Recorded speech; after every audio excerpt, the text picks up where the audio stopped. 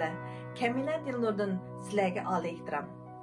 Bugünkü programımızda 1934 yılı sentabr, Almata Kökköğünekler Heveskalları tarafından kurulgan Quddus Hocamyarov namidagi Davlatlik Uyg'ur Muzika Komediya teatri bilan tanishib chiqamiz. Qozog'iston Quddus Hocamyarov nomidagi Davlatlik Uyg'ur Muzika Komediya teatri.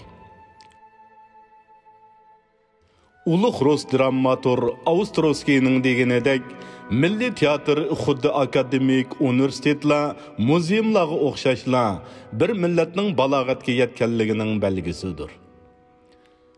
Har qanday bir millat, har qanday bir qabila, har qanday bir til o'z teatrining yaratilishi va ro'naq tepishini orzulaydi.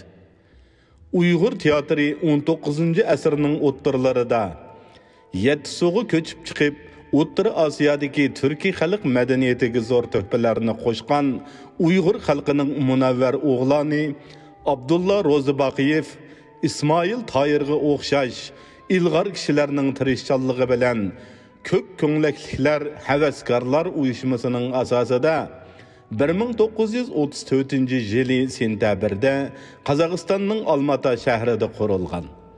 Hamda Jalol Asimov va Abdulhay Sadirovning Onarxon dramasi bilan Qozog'iston Quddus Hocamyarov nomidagi Davlatlik Uyg'ur Muzika Komediya teatrining shonliq sahifasini ochgan edi. 2-hijriyada Qurban oyining 1 kuni Nankijang Ilho o'lima qoziyi g'urrolarining menga bo'lgan fatvosin o'qidim.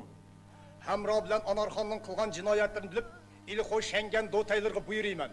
Bu yalang'ida gadaylarning qilgan ishi yolg'izli shariatga xilof bo'lmasdan hokimlik darajaga malik bo'lgan boylarning obro'yini tushagan va xonning rizqi jinoyat qon bo'ladi. Shuning uchun bu yalang'ida gadaylarni bizanglarning ulug' hech kunida barliq ili viloyat xalqiga ibrat bo'lsin uchun va bundaq ishlar ikkinchi takrorlanmas uchun qafasga isib o'ltirish.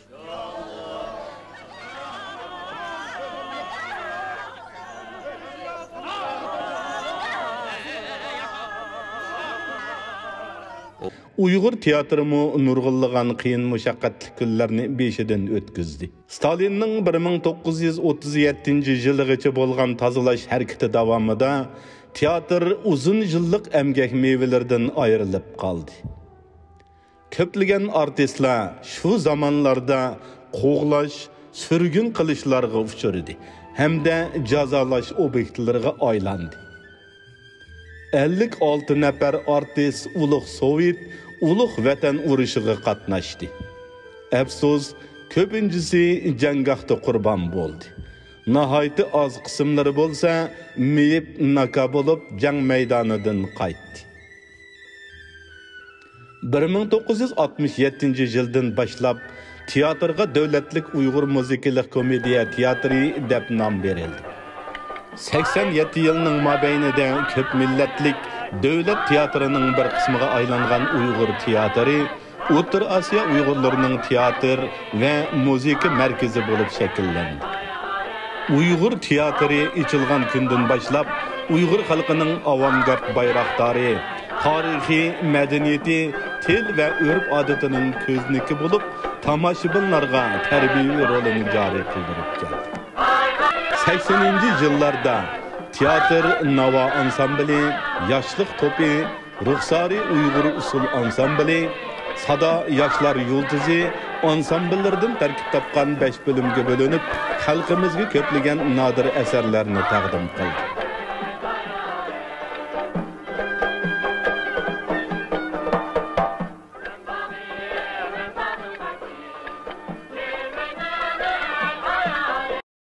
Bir 1994-yili Uyg'ur teatrining yangi xizmat binosini selish plani o'ttirg'a qo'yildi. Shu yili Qozog'iston prezidenti Nursulton Nazarboyev Respublika Moliya va Madaniyat ministrliklariga Uyg'ur teatri uchun iqtisodiy xarajat ajratish to'g'risida maxsus buyruq tushirdi. Bu vaqtlar dal Qozog'iston iqtisodining eng qiyin mezgili edi.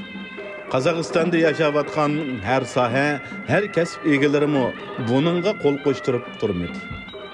Shuning bilan iqtisod o'z vaqtida hal qilinib, vaqtida qurilishga topshirildi. 2007 yılı 1 oktyabirda xizmat binosi pütüp yeni tüs bilen keng cemaatga eshigini ochdi. Bu gün Qozog'iston Uyg'urlari uchun emas, balki bütün Uyg'ur xalqi uchun unutilmas bir kundir. Şu kuni Prezident Nursulton Nazarboyev alohida kelib, teatrning ochilish murosimiga qatnashdi. Shuningdan buyon teatr taxminan bir vaqtda 500 tomoshabinga nomer ko'rsatiladigan teatr zalida her yili hepside 4 gün öz xizmatlarini normal davom qilmoqda. 2017 yılı 10 yıldan keyin yana bir qatam cho'ng to'liqlab yasash xizmatini elib bordi.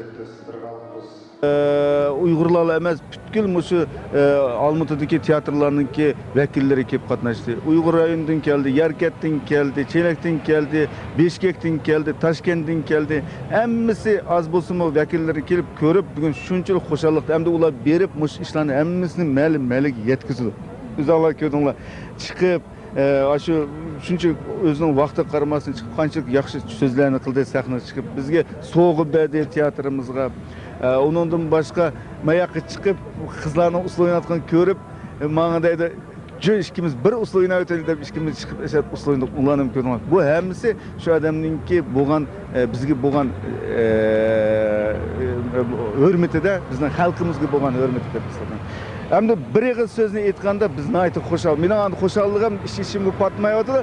Bir hafta uxlagandan keyin ana o'rniga tushib başqa.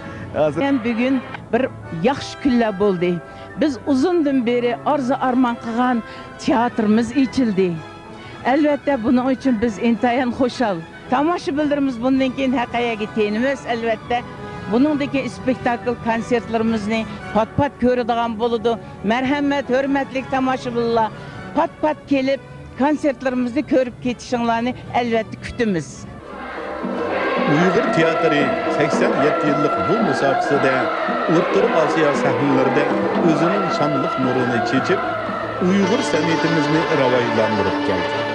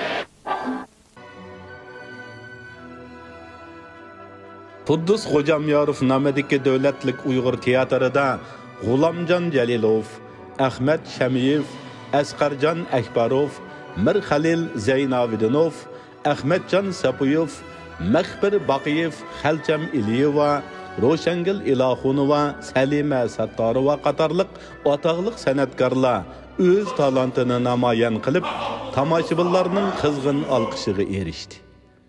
Uyg'ur teatri 87 yillik bu musobaqada O'rta Osiyo sahnalarida shonliq nurini chechib keldi.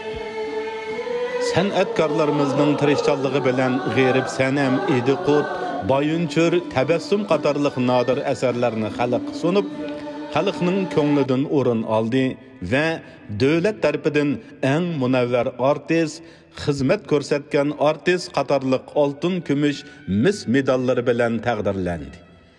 Qozog'iston Quddus Xo'jamyorov nomidagi davlatlik Uyg'ur musiqiy komediya teatri besib o'tgan yo'l xalq hayoti bilan ching bog'lanib, o'z sahnasida xalq tarixining yorqin sahifalarini, adolat va hayotidagi ijtimoiy o'zgarishlarni jonliq yoritib bergan ko'p xil san'at shakllari bilan mujassamlangan yo'llardir.